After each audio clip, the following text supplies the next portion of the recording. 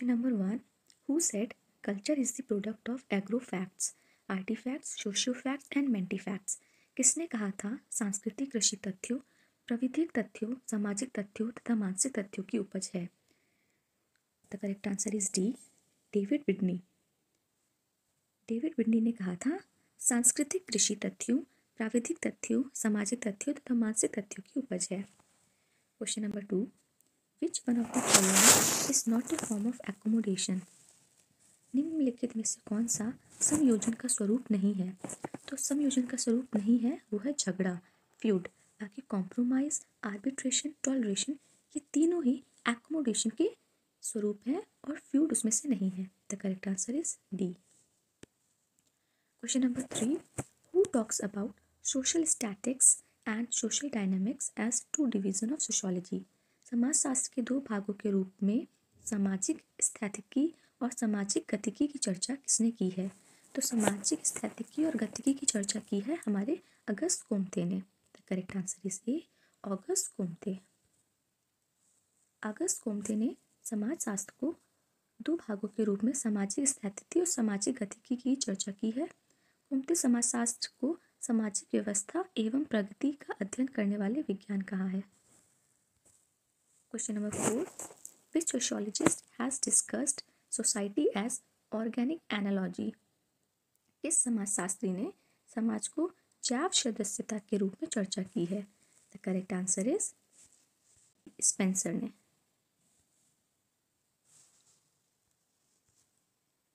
5. The theory of social Darwinism is given by. सामाजिक डार्विनवाद का सिद्धांत दिया है. तो डार्विनवाद का सिद्धांत दिया है ए. स्पेंसर ने. तो सामाजिक डार्विनवाद का सिद्धांत हर्बर्ट स्पेंसर द्वारा दिया गया है. वे सर्वश्रेष्ठ की उत्तरजीविता, सर्वाइवल ऑफ फिटेस्ट की अवधारणा प्रस्तुत करने के लिए सबसे ज़्यादा जाने जाते हैं, जो कि उन्होंने चार्ल्स डार्विन की on the origin of species पढ़ने के बाद प्रिंसिपल ऑफ बायोलॉजी में प्रस्तुत की थी. तो यहाँ पे एक और किताब मेंशन है चार्ल्स डार्विन की on the origin of species, और ये पुस्तक पढ़ने के बाद ही स्पेंसर ने अपनी एक पुस्तक में प्रिंसिपल ऑफ बायोलॉजी में एक the concept of social Darwinism को एक्सप्लेन किया था और वहाँ से थ्योरी निकल के आती है the theory of social Darwinism, जो कि स्पेंसर की है.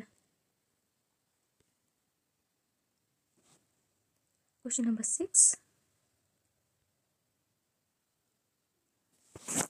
Who has stated mechanical solidarity is a solidarity of resemblance? इसका कथन है कि यांत्रिक सदृढ़ता सदस्य की सुदृढ़ता है. A. Jane Addams, B. Max Adler, C. Robert Ardrey, D. Emile Durkheim. The correct answer is D. Emile Durkheim. तो mechanical solidarity is a solidarity of resemblance, ये कहा है इमाइल डर्खाइम ने. Question number 7.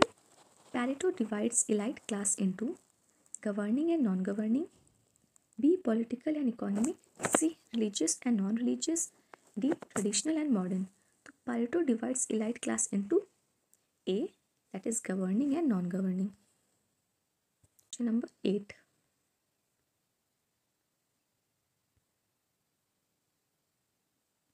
ठीक है. Who said revolutions are the locomotives of history? क्रांतियों को इतिहास का स्वचालित इंजन किसने कहा है? तो ये कथन है कार्ल मार्क्स का. And this is one of the most famous कथन of Karl Marx that revolutions are the locomotives of history. Okay, come to question number 9. Who wrote Protestant ethics and spirit of capitalism? तो Protestant ethics और spirit of capitalism किसने लिखी है? तो ये लिखी है मैक्स वेबर ने. The correct answer is D. Max Weber. देखिए मैक्स वेबर की यहाँ पे अन्य कृतियाँ भी लिखी हुई हैं, इसे भी देख लेते हैं. The theory of social and economic organizations, sociology of religion, religion of India, ये भी हमारे मैक्स वेबर की है. ठीक है. The agrarian sociology of ancient civilization. तो apart from Protestant ethics and spirit of capitalism, Weber also wrote the theory of social and economic organization, sociology of religion, the religion of India, the agrarian sociology of ancient civilizations. Okay. Question number 10. Brundtland report gave the official definition of sustainable development in which year? तो Brenton report ने सतत विकास की आधिकारिक परिभाषा किस वर्ष प्रयुक्त की? The correct answer is A 1987 में। Question number 11, which 5-year plan was the last one in India? Bharat में कौन सी पंचवर्षीय योजना अंतिम योजना थी? The correct answer is C कि 12वीं पंचवर्षीय योजना भारत में अंतिम पंचवर्षीय योजना थी। इसके बारे में हम थोड़ा सा देखेंगे। भारत में 12वीं पंचवर्षीय योजना 2012 से 2017 अंतिम थी। यह पूरी तरह से समावेशी विकास पर केंद्रित थी तथा इसकी थीम थी तीव्र समावेशी एवं सतत विकास। इस योजना में गरीबी, स्वास्थ्य, शिक्षा तथा आजीविका के अवसर प्रदान करने पर विशेष जोर दिया गया था। भारत में प्रथम पंचवर्षीय योजना की शुरुआत 1951 में हुई थी। ठीक है। Question number 12, Theodore Levitt popularised which term? Theodore Levitt ने किस शब्द को लोकप्रियता दिलवाई? The correct answer is A globalisation, B westernisation, C privatisation, D liberalisation. The correct answer is A globalisation.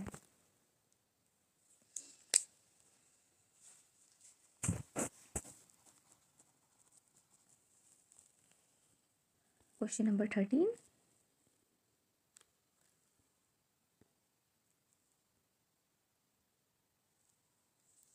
Who wrote the book the mind and society? The mind and society नामक पुस्तक के लेखक कौन है?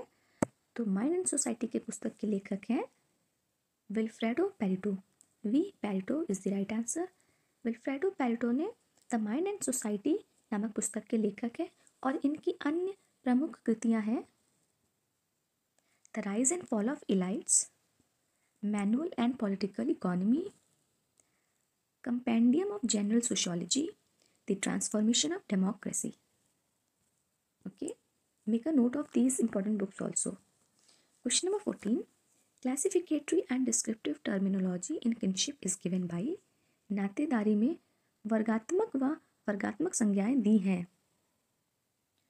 तो वर्गात्मक व वर्णात्मक संज्ञाएं दी हैं। The correct answer is D, Morgan ने।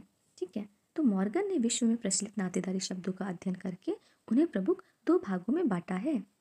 तो वो 2 भाग हैं वर्गात्मक संबंध सूचक संज्ञाएं एवं वर्णात्मक या विशिष्टात्मक संबंध सूचक संज्ञाएं। उनका यह वर्गीकरण आज मानव शास्त्र में स्वरूप से मान्य एक प्रयुक्त है एवं प्रयुक्त है। ठीक है। Question number 15, types of authority in religious sect? धार्मिक पंथ में सत्ता का प्रकार है A traditional, B bureaucratic, C rational, D legal.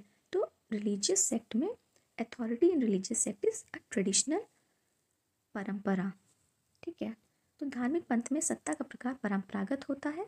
एक सामाजिक समूह जो पारंपरिक अधिकार की तर्ज पर संगठित होता है वह है जो परंपराओं, रीति रिवाजों, आदतों और दिनचर्या पर अधिक निर्भर करता है ताकि मानव व्यवहार को नियंत्रित किया जा सके। The correct answer is traditional.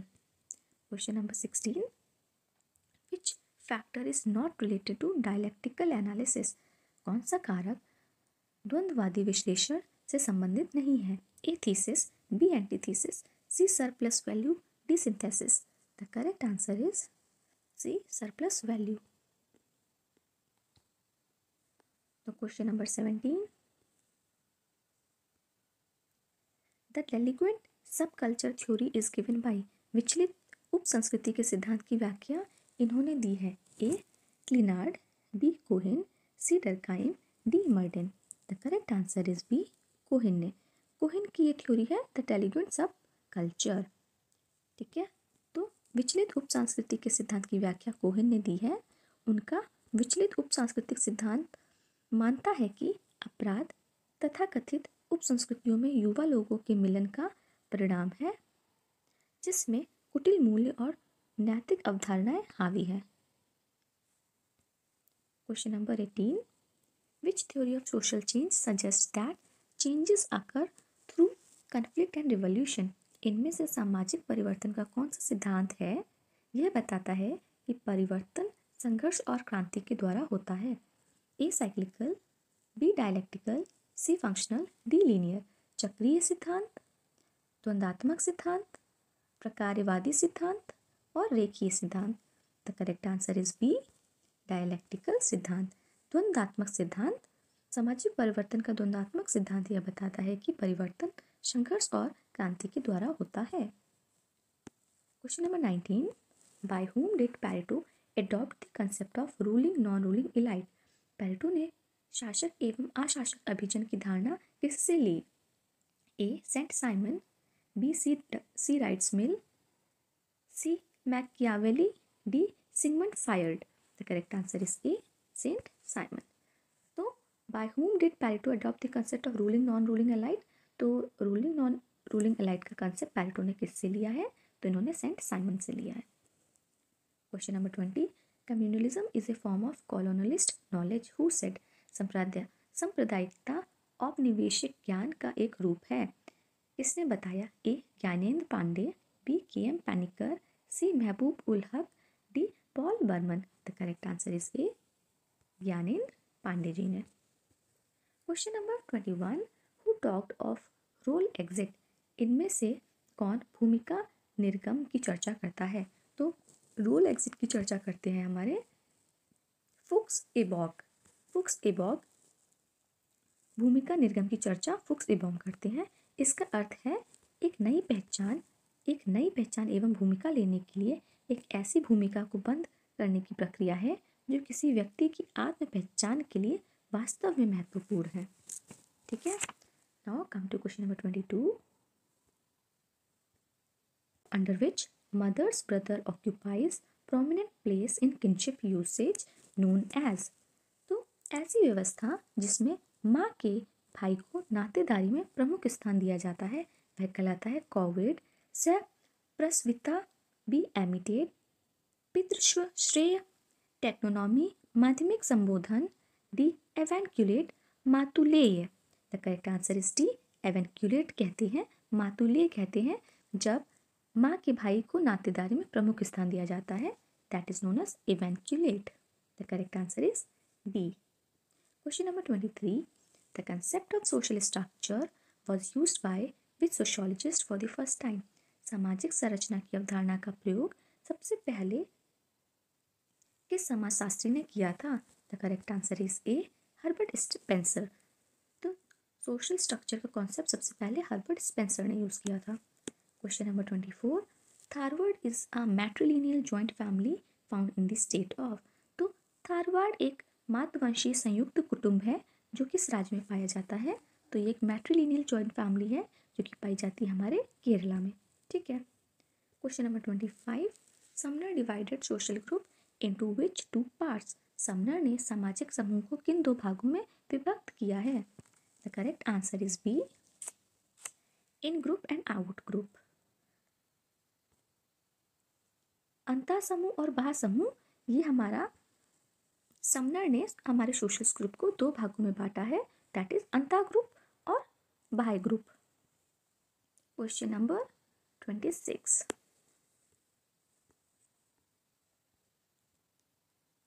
okay, stratification can be defined as structured inequalities between different groupings of people. Who made this statement? कि स्त्रीकरण को व्यक्तियों के विभिन्न समूहों के बीच संरचित असमानता के रूप में परिभाषित किया जा सकता है। यह कथन किसका है? एंथनी गिडेंस का ये कथन है। The correct answer is B.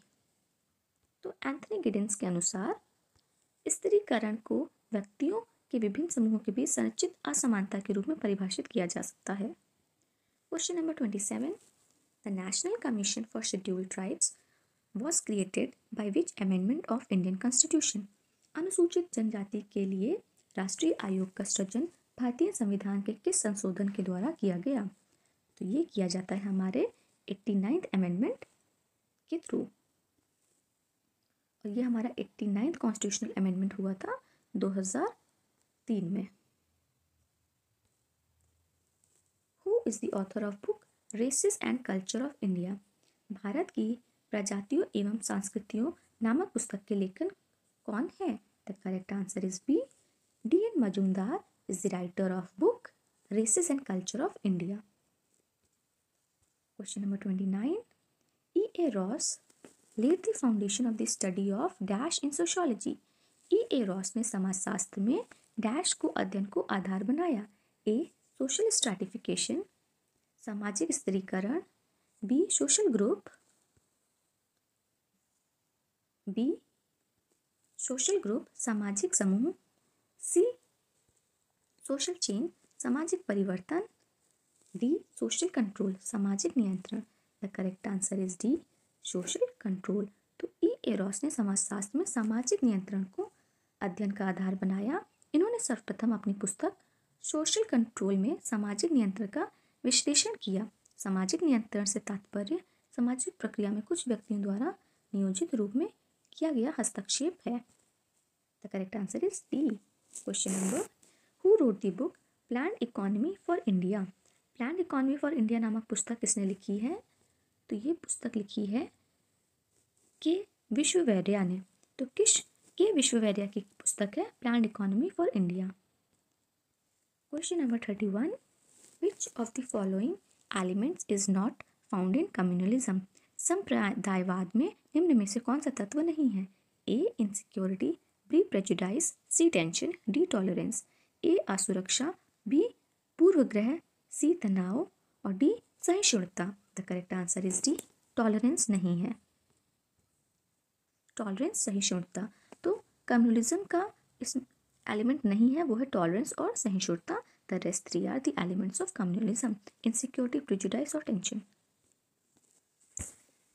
Question number 32, who has classified social mobility into two ways, vertical and horizontal. किसने सामाजिक गतिशीलता को दो तरीकों रैखिक, ऊर्ध्व तथा क्षैतिज में वर्गीकृत किया? A W P. Scott, B S M. Miller, C S M. Lipset, D P A. Sorokin. The correct answer is P A. Sorokin. Question number 33, concept of role playing in sociology was introduced by whom? A. G.H. Mead, B. W.I. Thomas, C. Sigmund Freud, D. Emile Durkheim. The correct answer is A. G.H. Mead. Question number 34.